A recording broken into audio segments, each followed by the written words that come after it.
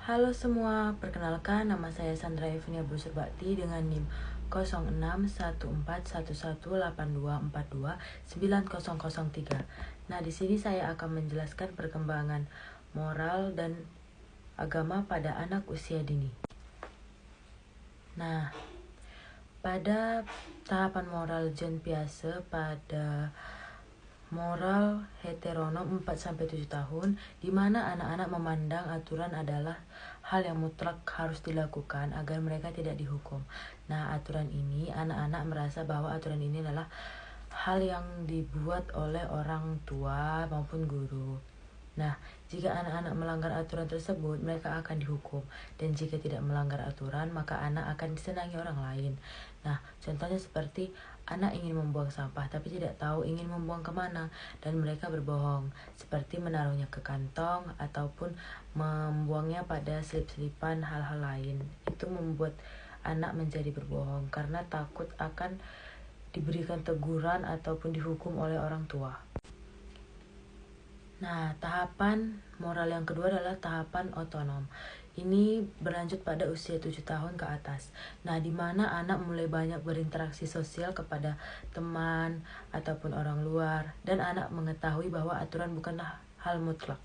Di mana anak mengetahui saat orang melakukan kesalahan tidak perlu terlalu diberi hukuman yang berat. Nah, contohnya itu seperti saat ujian, anak tidak memberikan contekan kepada temannya bukan karena takut dihukum, melainkan anak merasa kerja kerasnya itu adalah hal yang tidak perlu dibagikan kepada temannya agar temannya berusaha dalam mengerjakan sesuatu. Nah, dan yang kedua dari Lawrence Colbreth pada tahap pro-konfesional, dan hal ini biasanya terjadi pada anak-anak, di mana anak-anak akan berusaha menaati peraturan yang telah dibuat oleh orang tua maupun guru agar tidak dihukum, dan merasa anak-anak itu akan disenangi oleh banyak orang jika tidak melanggar peraturan tersebut. Nah, pada tahap ini biasanya anak-anak beranggapan jika melakukan kebaikan dan tidak melanggar peraturan tersebut akan mendapatkan hadiah atau balasan. Contohnya, anak memberi makanan kepada teman sebayanya lalu mengharapkan teman sebayanya akan memberikan permainan ataupun mainan yang dimiliki anak tersebut. Itu adalah contoh yang dimaksud dari balasan yang diinginkan anak. Nah, tahap yang kedua adalah tahapan konfesional, di mana hal ini biasanya berkembang pada masa sekolah anak, di mana anak mulai mengetahui bahwa peraturan yang dibuat itu ada alasannya, dan biasanya diikuti dengan baik oleh anak. Nah, saat di sekolah anak akan bersikap baik agar disenangi oleh guru dan teman-temannya. Nah, contoh dari tahapan ini adalah anak akan berusaha tidak telat masuk ke sekolah agar disenangi oleh guru dan tidak mendapat teguran dari guru maupun beberapa orang yang mengawas pada saat itu.